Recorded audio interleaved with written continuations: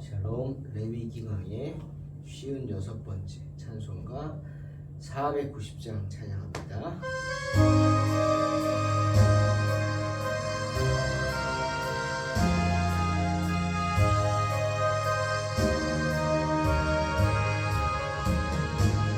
주여 지난 밤 내 꿈에 배었으니 그 꿈 이루어 주옵소서.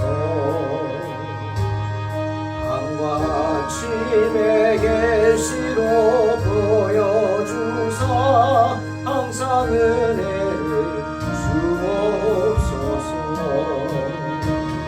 나의 놀라운 꿈 정령남 있기는 장차 큰 은혜 받을 편이. 나의 놀라운 꿈 정령 이루어져 주의 얼굴을 배우리라. 마음 괴롭고 아파서 낙심될 때 내게 소망을 주셨으며 내가 영광의 주님을 바라보니 앞길 환하게 보이도다. 나의 놀라운 꿈 정령남 있기는 장차 큰 은혜 받을 편이. 나의 놀라운 꿈 정령 이루어져 주님 얼굴을 배우리라. 세상 풍조는 나날이 변하여도 나는 내 믿음 지키리. 인생 살다가 죽음이 꿈 같으나 오직 내 꿈은 참되리라. 나의 놀라운 꿈 정령남 있기는 장차 큰 은혜 받을 편이. 나의 놀라운 꿈 정령 이루어져 주님 얼굴을 배우리라.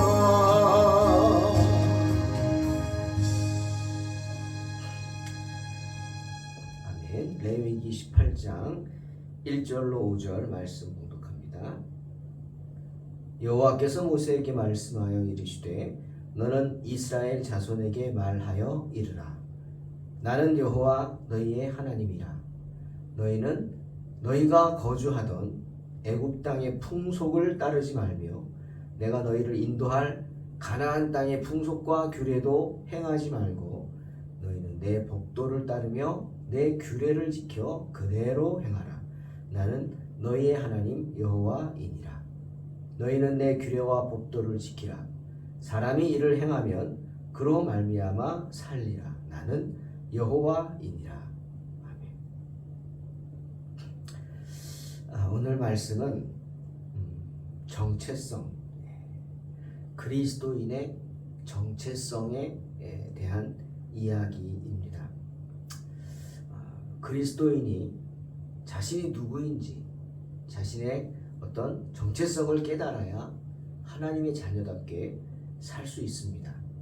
오늘은 하나님께서 짧지만 이 말씀, 나는 여호와 너희의 하나님이니라, 이 말씀을 통해서 우리로 하여금 우리가 누구인지 다시 한번 돌아보게 하고 우리의 삶의 모습들을 돌아보게 하는 말씀입니다. 모세 이야기를 하지 않을 수 없습니다. 여러분 모세 잘 아시죠? 히브리인으로 태어났지만 하나님의 특별한 계획하심으로 인해 바로의 딸의 양자가 됩니다. 그래서 히브리인의 남자아이는 다 죽게 되는 그 시기에 이 모세의 엄마의 그 지략으로 인해 아들이 살게 됩니다. 하나님이 도와주신 거고 하나님이 계획하심이죠. 그래서 모세는 태어나서 이집트의 왕자로서 40년을 삽니다. 40살이 될 때까지 이집트 왕자였죠. 그 후에 모세는 자신에 대해서 고민했겠죠.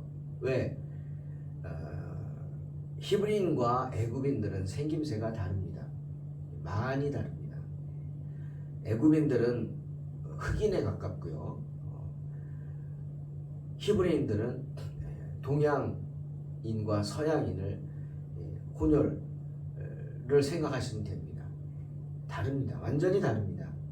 때문에 아마 모세는 태어나서 자라면서 자신의 모습을 보고 자신이 애굽 사람들하고 다른 걸 보고 고민을 했을 것이고 내가 누구지? 그런 고민 속에서 점점 자신이 히브리인인 것을 깨달았을 것입니다. 그래서 하나님을 생각했을 것이고 하나님께서 자신을 히브리인으로서 애굽의 왕자가 되었으니 힘으로써 히브리인들을 도우라고 리더로 세웠구나. 아마 이렇게 생각을 한 것 같습니다. 성경을 보면. 때문에 그는 히브리인을 학대하는 애굽인들을 가만히 두고 보지 않고 어느 날은 히브리인을 학대하던 그 애굽의 책임자 관리를 때려 죽입니다. 손으로 때려 죽였어요. 참 성격이 대단하죠. 그런데 그 일이 폭로가 됐어요. 근데 문제는 그랬다고 해서 이스라엘 백성들이 그를 지도자로 세웠느냐? 아니라는 거죠. 때문에 모세는 그 바로를 피해서 멀리 미디안 광야까지 도망을 가게 됩니다. 굉장히 멀죠. 애굽에서 미디안 광야는. 이집트의 왕자가 하루아침에 살인자요 도망자 신세가 된 겁니다. 여러분 그런 생각 해보셨어요? 그 당시에 왕자가 사람 하나를 때려 죽였다? 그게 큰 문제가 되겠습니까? 오늘날은 말도 안 되지만 그 당시는 왕자가 왕자에게 함부로 하거나 왕자의 기분을 상하게 했거나 뭐 그래서 이집트인 한 사람을 때려 죽였다. 저는 그렇게 큰 문제가 되지 않았을 것 같습니다. 그랬다고 해서 바로가 자기의 동생일 텐데 모세가 따지면은 고모의 아들이니까 죽이려고 했겠습니까? 그 일이 도망갈 일일까요? 아니겠죠. 그런데 모세는 도망을 취하였습니다. 왜죠? 바로 바로가 애굽 왕 바로가 그런 모세를 죽이려고 했기 때문에. 왜? 이놈이 히브리인이었구나. 괘씸하죠. 사람을 죽였기 때문에 죽이려고 한 게 아니라 모세가 히브리인이었음을 알게 되었기 때문에, 즉 모세의 정체성을 깨닫고 모세가 누구인지 깨닫고 모세의 정체성의 문제로 인해서 바로는 모세를 죽이려고 했고 모세는 도망자가 되어야 했다. 자, 멀리 미디안 광야까지 쫓겨났습니다. 그리고 그곳에서 이드로라는 사람의 양을 칩니다. 장인이죠. 40년간. 좀 이런 말 그렇지만 40년 동안 오갈 데 없는 사람을 이드로가 돌봐줬다. 이렇게 된 거죠. 처가살이한 겁니다. 얼마나 그 시간들이 물론 편했겠지만 모세에게는 엄청 스트레스였던 것 같습니다. 왜? 자기가 누구였어요? 애굽의 왕자였잖아요. 대제국 애굽의 왕자였는데 지금 자기 양도 아니고 장인의 양을 치고 있어요. 40년 동안 자기 양 한 마리가 없다? 이건 이해가 안 가죠? 그만큼 모세는 다 내려놨다는 겁니다. 포기했어요. 내가 누구냐 이거? 내가 지금 뭐 하는 짓이냐? 내가 살아서 뭐 하나? 아마 이랬을 겁니다. 그러니 40년 동안 자기 양 한 마리 없이 40년 동안 장인 이드로의 양만을 치고 있는 거 아니겠어요? 한심하죠? 그만큼 모세는 낙심이 되었고 자기 정체성에 관한 문제로 시달렸다는 것입니다. 그 고통이 얼마나 심했던지 그렇게 당당하던 이집트의 왕자가 사람을 손으로 때려 죽일 정도로 그렇게 혈기왕성하던 모세가 지금 어떻게 됐어요? 의기소침해져서. 예. 우리 뒤에 나오지만 아내 시보라가 대단한 사람이죠. 당신은 나의 피난 편이다 막 이러고 집어 던지고 가지 않습니까? 시보라의 눈치만 보면서 살았어요. 그래서 결국 어떻게? 말더듬이가 됐습니다. 네. 여러분, 사람이 스트레스가 심하면 말을 더듬습니다. 말을 안 하게 되죠. 아예 말을 안 한 거예요. 닫아버린 거예요. 네. 너무나 힘들었다. 그래서 하나님께서 모세를 부르셨을 때 출애굽기 4장 10절에 모세가 뭐라고 그래? 주여, 나는 본래 말에 능치 못한 자라.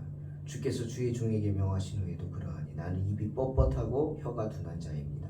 라고 말하는 걸 보게 됩니다. 아주 나약한 사람이 되어버렸어요. 이유는 뭘까요? 정체성의 문제입니다.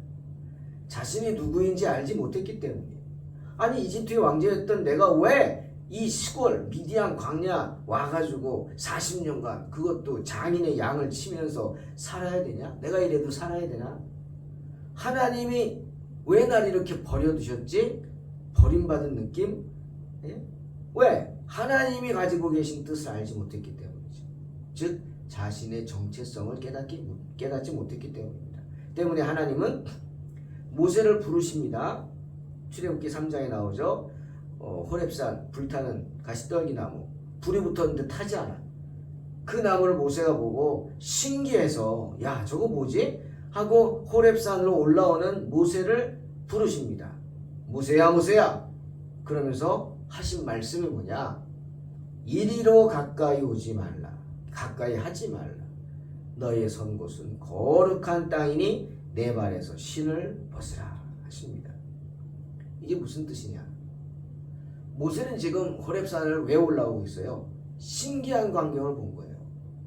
가시떨기 나무, 광야의 흔한 나무죠. 이파리가 말라 비틀어져 가지고 수분을 아끼려고 가시처럼 뾰족하게 됩니다.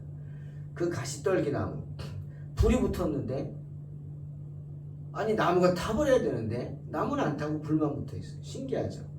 구경하러 올라온 겁니다. 그 모습을 보고 하나님이 지금 모세를 부르신 거 아닙니까? 하나님이 종 모세를 부르신 거예요. 사명자로. 그런데 지금 모세는 어떻게? 자기가 누군지 모르고 정체성을 깨닫지 못했기 때문에 그냥 신기한 거 구경하러 올라오는 거예요. 그래서 하나님이 이리로 가까이 하지 말라고 엄하게 말씀하십니다.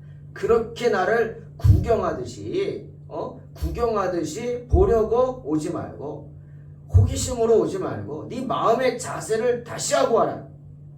네가 선 곳은 거룩한 땅이다. 그러니 어떻게? 내 발에서 신을 벗으라. 당시 요즘도 그렇지만 모자를 벗죠. 우리는 존경과 순종의 표시로 상대방 앞에서 모자를 벗습니다. 그 당시에도 신을 벗었습니다. 상대방을 존경하는 순종하는 표시로 신을 벗었습니다. 그러니 하나님이 지금 너 존경과 순종한 마음으로, 순종의 마음으로 내 신을 벗고 이제부터는 하나님의 종으로서 순종하겠다는 표시를 하라 하시는 겁니다. 그렇게 네가 누구인지 네 정체성을, 마음가짐을 새롭게 하라. 그리고 나에게 오라. 그런 후 말씀하십니다. 나는 누구냐? 내 조상의 하나님이니 아브라함의 하나님, 이삭의 하나님, 야곱의 하나님이다 라고 소개하시고, 그런 후에 모세에게 사명을 주십니다. 이제 내가 너를 바로에게 보내어 너로 내 백성 이스라엘 자손을 애굽에서 인도하여 내게 하리라. 사명이죠. 그래서 모세가 깜짝 놀라고 뭐라고 합니까? 하나님 앞에 안 됩니다. 하나님. 내가 누구간데 바로에게 갈 수 있고 이스라엘 자손을 애굽에서 인도해 낼 수 있겠습니까? 안 됩니다. 두렵죠. 거기서 도망 나왔는데 비록 40년이 지났지만 나를 죽이려고 하면 어떡하나. 나중에 주님 말씀하시죠. 너를 죽이려고 하던 자들이 다 죽었다. 걱정하지 마라. 내가 정녕 너와 함께 있으리라. 내가 백성을 애굽에서 인도하여 낸 후에 너희가 이 산에서 하나님을 섬기리라. 하나님은 다시 한번 모세에게 모세가 누구인지 모세의 정체성을 깨닫게 하십니다. 그리고 모세와 함께 하시겠다 약속을 하십니다. 자신이 누구인지 몰라 자신의 존재가 무엇인지 몰라서 내가 지금 여기서 무엇을 하고 있는지 살아야 하는 이유도 몰랐던 모세, 정체성에 흔들려서 괴로워하는 모세에게 그 정체성, 모세의 정체성을 분명히 말씀해 주십니다. 모세가 누굽니까? 너는 하나님의 종이다. 거룩하신 하나님께 택함받아 이스라엘 백성들을 출애굽시킬 사명을 받은 능력의 종이다 말씀하시는 겁니다. 모세에게만 그런 게 아닙니다. 하나님은 이스라엘 백성들을 애굽의 종살이에서 출애굽시킨 후에 적과 꿀이 흐르는 땅으로 약속의 땅 가나안으로 인도하는 도중 광야에서 그들을 세워놓고 분명히 이렇게 말씀하셨죠. 레위기 11장 45절 나는 너희의 하나님이 되려고 너희를 애굽 땅에서 인도하여 낸 여호와라. 내가 거룩하니 너희도 거룩할지어다. 뭐예요? 정체성. 너는 누구냐? 내 백성이다.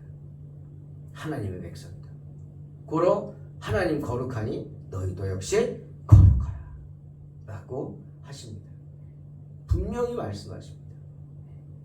이스라엘 백성들이 누굽니까? 도대체 그들의 정체가 뭐예요? 바로 거룩하신 하나님의 백성입니다. 그러니 어떻게 살라고 하십니까? 내가 거룩하니 너희도 거룩할지어다. 거룩하신 하나님이 택하신 거룩하신 하나님의 자녀들답게 거룩한 모습으로 살아야 한다 말씀하십니다. 그러기 위해서 그들이 행해야 할 가장 중요하고도 우선적인 모습 두 가지를 분명히 말씀하십니다. 하나는 뭐냐? 이방인의 관습을 쫓지 말라 오늘 말씀하시는 거예요. 너희는 너희가 거주하던 애굽 땅의 풍속을 따르지 말며 내가 너희를 인도할 가나안 땅의 풍속과 규례도 행하지 말라. 이스라엘 백성들에게 너희 삶 속에 있는 그 우상의 흔적들, 애굽에서 살면서 가졌던 우상의 흔적들 남기지 않도록 해야 한단 말이에요. 예? 우리에게도 그런 게 있죠. 우리 또 오랜 우리의 부모님들 또 할머니 조부들 뭐 조상들이 우상의 우상을 섬기던 그 모습들 뭐 제사의 풍속이라든지 뭐 이런 것들 은연중에 우리 가운데도 배어 있죠. 그렇지 않습니까? 우리 가운데도 있어요. 얼마 전에 제가 조금 어지럼증이 생겼어 가지고 이렇게 차를 마시러 이렇게 하고 설거지 하다가만 컵을 깼어요. 비싼 컵을 깨버렸어요. 저도 모르게 그냥 떨어뜨리더라고요. 차! 그냥 막 박살이 났어요. 그 순간 제게 뭐예요? 아이고 오늘 조심해야겠다. 이런 생각이 들더라고요. 역시 이런 것도 그런 거 아닐까요? 그래가지고 놀래가지고 가족들한테 카톡을 보냈어요. 오늘 아빠가 이렇게 사진을 컵을 깼는데 너희들 다 조심해라. 하루 삶을 조심해라. 운전도 조심하고 조심하라. 저도 모르게 왜 옛날부터 그런 거 있었잖아요.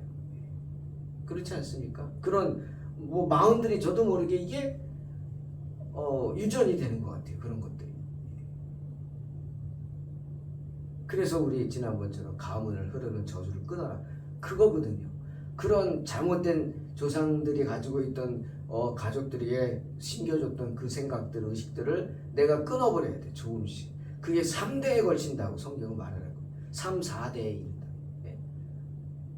힘든 거죠. 그렇지만 끊어버려야 돼. 그래야 하나님의 자녀로서 살 수 있어요. 그랬더니 자녀 중에 한 명이 또 저한테 카톡을 보냈어요. 아빠, 컵이 깨졌을 뿐이에요. 근데 얼마나 창피한지 저도 모르게 컵이 깨졌을 뿐이래요. 제가 목사지만 아직도 신앙의 일대 모습이 나한테 있구나. 제가 예수 믿고 목사가 돼서 개척까지 해서 했지만은 신앙의 일대의 모습이 아직 나에게 있구나. 근데 지금도 그런 일이 생기면 괜히 불안하고 마음이 막 언짢습니다. 네. 아니라고 생각하려고 해도 자꾸 그런 거예요. 이런 것들이 하나의 잘못된 관습들이겠죠. 근데 출애굽한 430년간 애굽에 종살이했던 이스라엘 백성들에게는 너무나 많았을 거예요. 그 애굽의 우상들의 흔적. 그래서 야곱이 베델로 올라갈 때 거기 뭡니까 베델이? 하나님을 만났던 곳 아니에요. 자기가 서원했던 곳. 예? 지팡이만 들고 이요단을 건넙니다. 하나님. 이러면서 서원했던 거 아니에요. 돌베개 자고 루스잖아요. 꿈속에 하나님 뵙고 하나님께서 만나주시고 그래서 야곱이 서원했잖아요. 이렇게 다시 돌아오게 하시면 하나님 11조 생활 열심히 하겠습니다. 제단을 쌓겠습니다. 평생 하나님 모시겠습니다. 막 이렇게 거룩한 곳을 다시 가잖아요. 이제 삼촌 라반을 떠나서 에서한테 가면서 그때 야곱이 한 게 제일 먼저 한 게 뭐냐? 자신을 따르던 사람들 4명의 아내, 자녀들, 종들 다 불러 모아놓고 너희 몸에서 단장품을 떼어내라 라고 하는 겁니다. 그 단장품이 뭐예요? 장신구들이에요. 여러 가지 뭐 목걸이, 귀걸이, 팔찌, 뭐 코걸이 뭐 많겠죠. 그것뿐만 아니라 다른 어떤 장신구들. 왜? 그것들이 다 애굽에서 우상에 물들어 있던 뭐 그리고 그 지역에서 우상에 물들어 있던 뭐 이런 것들의 형상이거든요. 그래서 그걸 다 걷어가지고 상수리 나무 아래 묻어버리잖아요. 그것입니다. 이방인의 관습을 쫓지 말고 두 번째는 하나님의 말씀을 따르기 위해서 내 몸의 단장품을 떼어내고 철저히 배제하는 것. 어떤 일이 있어도 우리의 삶 속에 우상의 문화에 영향을 받지 않도록 옷 입는 거 하나라도 장신구 하나라도 헤어스타일 하나라도 막 그냥 조심하고 또 조심해야 한다. 그것입니다. 왜? 두 번째 하나님 말씀을 따르기 위해서. 그래서 4절에 너희는 내 법도를 따르며 내 규례를 지켜 그대로 행하라 말씀하시는 것입니다. 우상의 영향을 받지 말라는 것이죠. 우리는 부족합니다. 죄 없는 사람 전혀 될 수가 없죠. 하지만 우리가 그런 가운데서도 하나님의 계명을 지키기 위해서 신실하게 지키기 위해서 애쓴다면 그게 우리의 의무라고 생각하면서 그 의무를 다 행한다면 그 길이 바로 위로의 길이요 소망의 길이 될 줄로 믿습니다. 진정으로 우리가 행복한 길로 가는 길이 되는 줄로 믿습니다. 왜 이래야 합니까? 하나님 말씀하시잖아요. 나는 여호와 너희의 하나님이기 때문이다. 그리고 너희는 누구냐? 너희 정체성, 너희는 나의 백성이기 때문이다. 자, 지금까지는 이제 하나님께서 레위기에서 하나님의 백성으로서의 정체성을 깨달았죠. 이스라엘 백성들에게 여러 가지 의식적인 제도에 관해 말씀하셨어요. 하나님께 제사를 드려라. 제사를 드릴 때는 이렇게 해라. 반드시 내가 명령한 대로 해라. 그래가지고 어떤 의식적인 율법에 관한 지시들을 막 하셨습니다.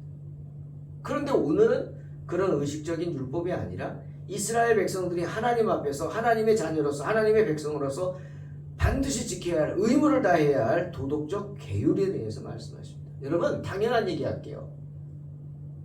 아버지한테는 아버지라고 해야 합니다. 내 아버지한테 아버지라고 해야지 다른 사람의 아버지한테 아버지라고 하면 안 됩니다. 예? 그런 사람은 제대로 된 자식이 아니죠. 우리 아버지는 능력도 없고 그래 시원치 않고 근데 저 사람은 능력도 많고 돈도 많이 벌고 가진 것도 많고 나한테 도움도 많이 줄 것 같아. 자 오늘부터 우리 아버지 바꾼다. 당신 내 아버지 하십시오. 이게 말이 될까요? 안 되죠. 당연히 안 되죠. 그 얘기하는 겁니다. 그게 바로 도덕적인 계율입니다. 아버지한테는 아버지라고 하고 아버지한테는 아버지로서의 대우를 잘 해야 한다는 겁니다. 그게 도덕적인 계율이에요. 그건 바뀔 수 없는 거죠. 물론 의식적인 율법은 지금은 뭐 주님의 복음으로 인해서 효과가 없죠. 예? 그건 모형이잖아요. 의식적인 율법은 지금은 뭐 안 지켜도 됩니다. 지킬 필요도 없고 물론 그렇다고 아예 배제하고 그러진 않겠죠. 어느 정도 그 가운데 큰 은혜가 있었기 때문에 우리가 그 은혜를 사모하는 마음으로 우리식으로 복음 안에서 그 율법들을 지켜나갑니다. 가장 대표적인 게 주일 성수죠. 안식일을 기억하여 거룩히 지키라. 예? 뭐 안식일이 어느 날 그거 우리는 상관 안 하고 우리는 주일, 예? 토요일 다음 주일, 일요일을 안식일로 생각하고 주일로 지킵니다. 율법이죠. 우리에게는 꼭 지켜야 합니다. 그 다음에 헌금 생활 잘하고 봉사 생활하고 우리의 나름대로의 율법입니다. 각 성도들마다 그런 자신이 지키고 싶은, 어떤 분은 매주 성경헌금 하세요. 네. 어떤 분은 성경헌금 관심도 없어요. 한 번도 안 한 사람도 있어요. 근데 어떤 분은 매주 가족별로 성경헌금해요. 그건 그분의 사명이고 그분이 받은 바 은혜입니다. 또 어떤 분은 건축헌금합니다. 보이는 것도 없지만 합니다. 또 어떤 분은 관심도 없어요. 또 어떤 분은 뭐 우리 지금 차량헌금도 있잖아요. 운행하는 거 그것도 헌금. 어떤 분은 한 번도 안 하고 관심도 없어요. 그건 자기가 이제 받은 은혜가 있겠죠. 은혜가 있겠죠. 그게 그분에겐 율법으로 다가오는 겁니다. 그러니까 율법을 다 배제할 수 없는 거예요. 나이가 은혜가 되면 내가 지키는 거예요. 하지만 지금 이거는 그런 의식적인 율법이 아니라 도덕적인 계율에 대한 거예요. 아버지를 아버지라고 할 줄 아는 사람, 아버지 앞에 예의를 다하는 사람, 예? 그런 이야기입니다. 갈라디아 3장에서 바울이 그랬어요. 믿음이 오기 전에 우리가 율법 아래 메인바 되고 계시될 믿음의 때까지 갇혀 있었대요. 율법에. 이 율법이 뭐냐? 우리를 그리스도에게로 인도하는 몽학 선생이래요. 몽학 선생. 옛날에 어린아이들 훈장님이에요. 동네 훈장님. 하늘 천 따지 뭐 이거 가르치는 그 훈장님. 하지만 그 단계를 넘어서면 더 이상 훈장님 아래 있으면 안 되죠. 과거 시험 보려면 더 높은 스승을 찾아가죠. 졸업한단 말이에요. 우리가 초등학교 졸업하면 중학교 가듯이 율법은 우리에게 초등학교 수준의 몽학 선생이었단 말이죠. 이제는 우리는 졸업했어요. 더 이상 몽학 선생 아래 있지 않다. 왜? 율법이라는 것은 우리에게 생명을 줄 수 없기 때문에. 또 우리가 그 율법을 온전히 지킬 수도 없어요. 어떻게 다 지켜요? 네? 살인하지 말라. 주님 뭐라 그랬어요? 형제를 보고 미워하는 것도 살인하는 거예요. 어떻게 안 미워하고 살 수 있겠어요? 그럼 다 살인자네. 다 죽어야죠. 하지만 도덕적 계율은 다릅니다. 이 도덕적 계율은 여전히 지금도 유효하고 구속력을 가지고 있어요. 그래서 5절에 너희는 내 규례와 법도를 지키라. 사람이 이를 행하면 그로 말미암아 살리라. 나는 여호와이니라 말씀하시는 것입니다. 도덕적 계율. 하나님을 사랑하는 사람은 하나님께 예배를 드립니다. 어떻게? 요한복음 4장 24절 주님이 그랬죠. 하나님은 영이시니 예배하는 자가 영과 진리로 예배할지니라. 예배 드릴 때 어떤 뭐 가톨릭이나 동방종교에서 예식들이 막 있잖아요. 절차가. 동방종교에는 예배가 3시간이더라고요. 제가 그 이집트에 가서 콥틱 어소덕스, 콥틱 종교의 예배를 참여했어요. 3시간을 드리는데요. 와, 이게 뭔지 모르겠어요. 그래서 그 사람들은 우리처럼 이렇게 가만히 있는 게 아니라 그냥 3시간 동안 예식이 여기저기 써 있어서 자기가 필요로 하는 데 가서 돌아다니면서 막 예배드려요. 예배 예식이 강행되는 가운데 이쪽에서는 세례식이 있고 이쪽에서는 애기 침례식이 있고 저는 침례식 현장에 가봤죠. 갓난 애를 물속에 집어넣었다 빼더라고요. 기가 막히더라고요. 침례한다. 죽었다 살았다 이거죠. 뭐 이렇게 해가지고 뭐 한 3시간이고 그게 다 절차입니다. 근데 오늘날 우리는 그렇게 안 하잖아요. 1시간만 넘어도 막 비비 꼬는 분들 있잖아요.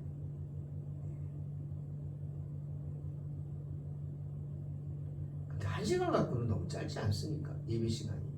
일주일 내내 막 멋대로 하다. 여러분이 뭐 죄송합니다. 뭐 예배 잘 드리시겠지만 그렇게 우리가 모여서 함께 하는데 1시간이면 짧죠. 말씀 뭐 얼마나 말씀 전할 기회가 있겠어요. 목사 입장에서는 막 말씀 전하고 싶죠.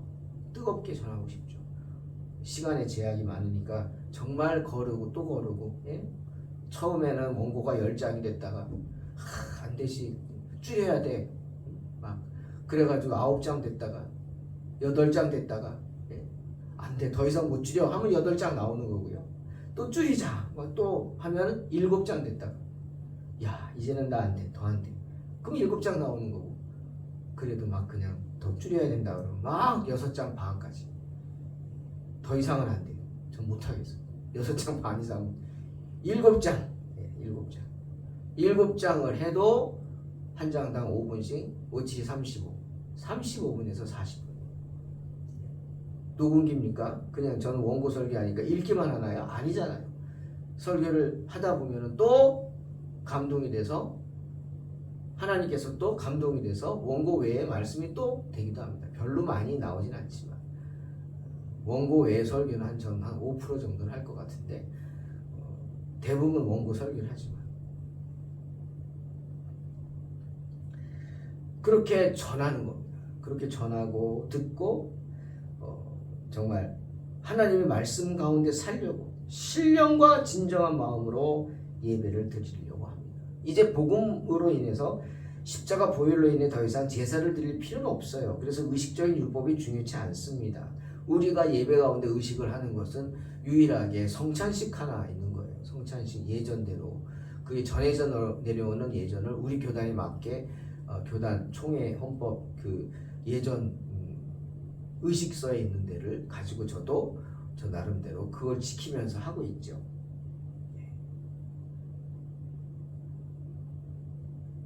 하지만 그런 의식적인 율법이 중요치 않아요. 우리 정체성을 깨달은 사람들, 내가 누구인지 아는 사람들은 하나님의 자녀임을 아는 사람들은 어떤 경우에도 하지만 의식적인 율법은 안 지킨다 할지라도 도덕적인 계율, 내가 사랑하는 하나님은 나의 아버지 앞에서의 지켜야 할 규례들을 율례들을 계율들을 지키려고 애를 쓰는 것입니다. 주님을 사랑하기 때문이죠. 그래서 우리의 삶의 모습에서 우상의 풍습을 끊으려고 하고 신령과 진정으로 예배 드리려고 하는 것입니다. 오늘 주님 그 얘기하는 것입니다. 너의 삶을 돌아보고 우상의 풍습을 버려라. 나는 거룩하니 너희도 거룩하라. 믿음으로써 살려고 하면서 우리의 생명이신 그리스도와 연합에 힘써야 합니다. 그렇게 살아야 우리의 삶에 능력이 생깁니다. 이런 거룩함으로 승리하시기를 주의 이름으로 축원합니다. 기도하겠습니다. 하나님 감사합니다. 하나님을 사랑하고 내가 하나님의 자녀임을 알고 깨닫고 우리의 삶 속에 우상의 풍습을 버리고 항상 주님께 순종하며 주님을 더욱 사랑함으로 하나님의 은혜 충만한 성도들 되게 하여 주시옵소서. 예수님의 이름으로 기도하옵나이다. 아멘. 믿음으로 승리하시고